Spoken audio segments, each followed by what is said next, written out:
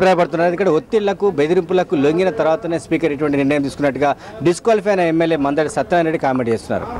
ఒత్తిళ్ల ప్రలోభాల అనేటువంటిది మందాడి సత్యనారాయణ గారు మాట్లాడొచ్చు. కానీ నేను స్పష్టంగా చెప్పేది ఏంటంటే శాసనసభ స్వతంత్ర ప్రతిపత్తిని కాపాడడంలో స్పీకర్ గారు వైఫల్యం చెందారు.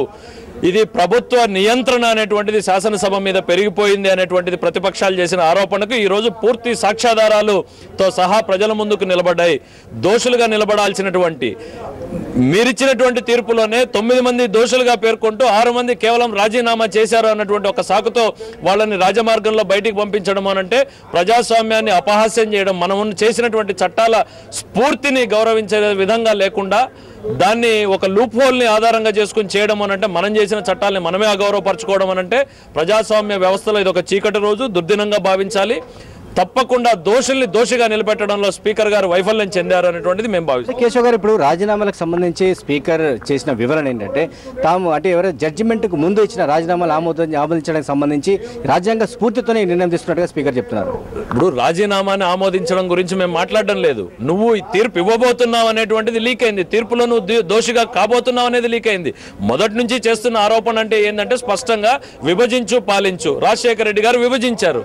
ఈ శాసనసభలో వాళ్ళని మాట్లాడిచ్చేటువంటి దాని మీద కూడా అనేక ఆరోపణలు వచ్చినాయి. 2.5 సంవత్సరాలు మీరు ఎందుకు పెండింగ్ పెట్టారు, చివరి నిమిషంలో ఎందుకు తీసుకుంటున్నారు, అనేక అనుమానాలకు తావిచ్చారు ఈరోజు స్పీకర్ గారు.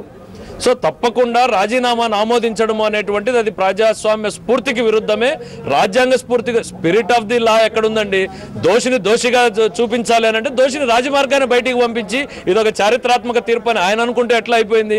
అక్కడ ఉన్నటువంటి మీడియా నుంచి వచ్చినటువంటి ప్రశ్నలకి ఈరోజు స్పీకర్ గారు కాన్ఫిడెంట్గా సమాధానం చెప్పలేకపోయారు. కేశవ్ గారు, ఆల్రెడీ అసెంబ్లీలో స్పీకర్ పైన నో కాన్ఫిడెన్స్ మోషన్ ఇచ్చిన తర్వాత కూడా ఫెయిల్ అయిపోయింది తెలుగుదేశం పార్టీ, ఇతర ప్రతిపక్షాలు. సో ఇప్పుడు తెలుగుదేశం పార్టీ ఏం చేయబోతుంది? ఇప్పుడు సంఖ్యాబలంలో దాని పరిణామం తెలిసే మేము ఇచ్చాం.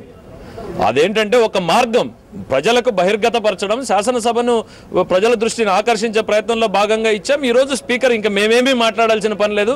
స్పీకర్ గారు తన చర్య ద్వారా తను చేసినటువంటి గతంలో చేసిన ఆరోపణలన్నీ నిజము అనేటువంటిది నిర్ధారించారు. ప్రజలకు ఒక స్పష్టమైన అవగాహన కల్పించారు. నిజంగా తనకు తానే చెప్పుకున్నారు కాబట్టి ఇంకా మేము చేయాల్సినటువంటి పని ఏం లేదు. దీని మీద భవిష్యత్ కార్యాచరణ ప్రణాళిక, ఎందుకంటే ఇప్పుడే ఇది ఒక 10 పేజీలు 20 పేజీలు నోట్ ఉన్నట్టుంది, బ్రీఫ్గా చూసాం. దాని మీద ఇమీడియట్ రియాక్షన్ ఇది భవిష్యత్ కార్యాచరణ ప్రణాళిక పార్టీలో డిసైడ్ చేస్తాం. Okay, thank you very much Payyavula Keshav గారు. సో తెలుగుదేశం